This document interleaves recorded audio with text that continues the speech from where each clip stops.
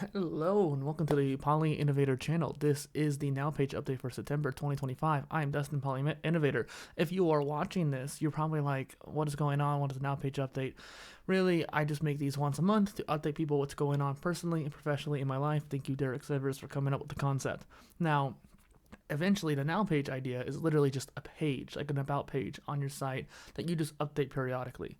Very quickly, back in 2021, 2022, whenever I started this, I decided, it'd probably be better for me to just make this into a blog post series, and that way I can have continuous entries that people can go back and look at.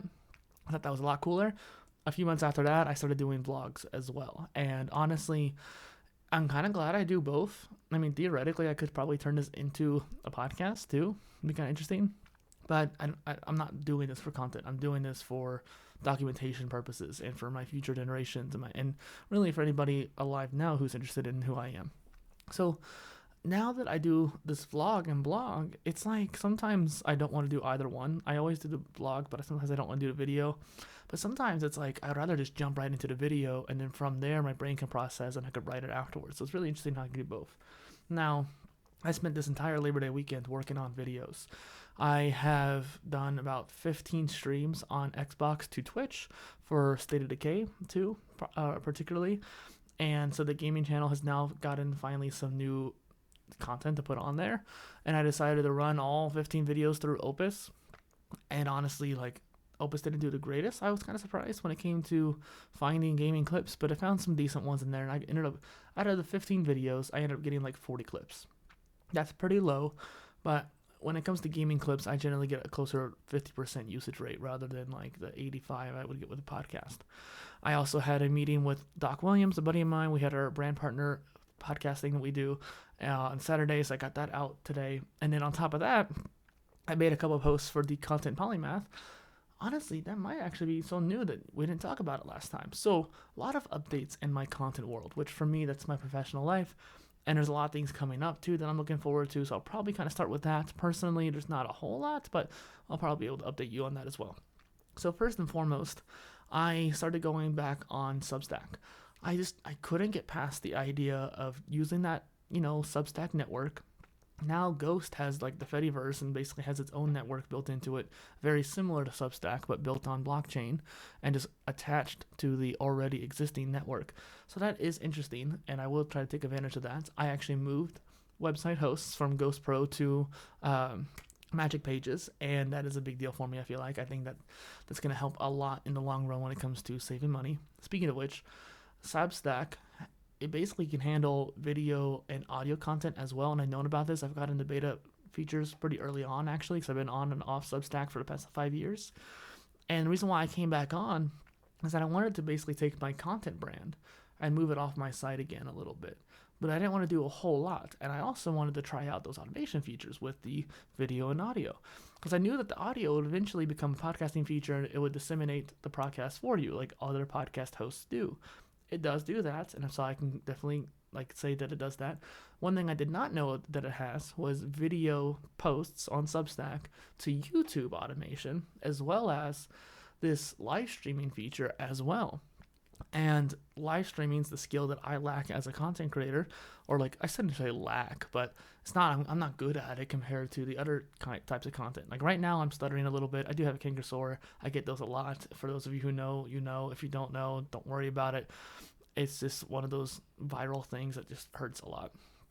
And I think it's viral. Yeah, I think it's viral. But maybe bacteria. It's caused by stress, but I was very stressed out this past week, and actually I was working out so hard over the last 2 months that I lost 7% body fat. That's great. I feel like I've gained muscle. That's great, but I haven't necessarily taken a whole lot of rest days. I have taken a weekend off here and there, and I have taken a few days off once or twice here and there. Not in a row, but a few days throughout it. But after working out 97 times in 2 months, you're going to get a little bit overworked. And so I try to take a deload week, as they call it, and I barely lasted until Friday. But I basically, from Sunday to Friday, I didn't really work out, or Sunday to Thursday, I guess. And that was great. I got back into the gym. But it was good to take a break off. But because of the stress that I was feeling towards this panel, because I was like, I want to make sure I'm ready for the panel. I want to make sure I do a good job as a host. My cortisol was through the roof. and I had no way of working it out because I wasn't working out. I did do a couple walks on the treadmill some mornings too, but actually shortly after this video and blog post, I'm gonna go work out. But I have been very happy with the way my workouts have been evolving. The last time I made this Now Page update, I might have talked about it a little bit, but really, I was doing a very intense schedule. Like in the mornings, I was doing maybe cardio and or some calisthenics, particularly my trifecta as I call it, and like so push-ups, pull-ups, and squats, and then lunges, dips, and chin-ups. And then I did my main workout in the evenings. And I was working out pretty much every day, at least once a day. And I might go back into that schedule, but I'm really curious about doing more of a 3 to 4 times a week full body workout. And I think that might be a little bit more time advantage. And so, especially since personally, I might be getting another job here soon. Like, there's a place that got back to me after 2 months, but they might hire me. And the place I work out at, I think is always hiring, so I might be able to get a job there at least one day a week and get a free membership, maybe save some money that way. I also might work with some people online as well. I've always ended up getting some sort of opportunity to work with somebody on here, so I want to try to take advantage of that. I love creating content. I love the content world. There's a lot of content tools that want to have a variety of collaborations, so that'd be cool. And since I'm making a ton of content, there might be a lot of actual growth in that regard. I did actually make 2 new channels and 2 new Instagrams, right? And those are basically just clip channels for both of my podcasts. So I have one for the content creator stuff and one for the polymathy stuff.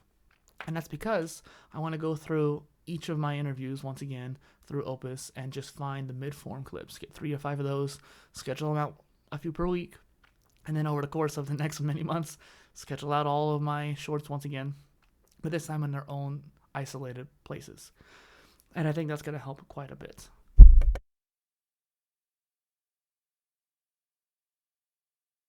Just dying there. So I don't want to edit this video, and I don't have much more else to talk about, but I do want to just mention that I'm going to Vid Summit here in the near future. So I'm trying to get a lot of this content out of the way, so I have a lot more to talk about when I'm at the conference, and a lot of networking I can do there. I'm excited about that. I was not able to go to the podcasting conference. The company that was sponsoring my flight had to back out last minute, so I wasn't able to, afford the upcharge plane costs because it was just too late. And that did suck, but it did seem like Podcast Movement was kind of only going half-assed this year, and only half of my network was actually going anyways. And it's like, okay, maybe I'm not missing out much. And the YouTube conference is probably more important at this point. So I was disappointed about it, but I am focusing on the next one. And then over the course of this coming month, I'm hoping that I can create a lot more on Substack as well. So I mentioned the clipping pages for those podcasts, but I also have been considering, if the tool would work, moving my podcast over to Substack. I can't say this enough. I've had a lot of issues with the video posts just not either going to YouTube at all, or when they do go, there's a lot of issues with the thumbnails or live streams. And so I generally have been kind of iffy about it. But if I can get it to work well, or if I can get a hold of Substack and start working with them, that'll save me $200 a year from the podcasting hosting. So I think that would be a much more, economical choice. Let's see, anything else that's in particularly helpful?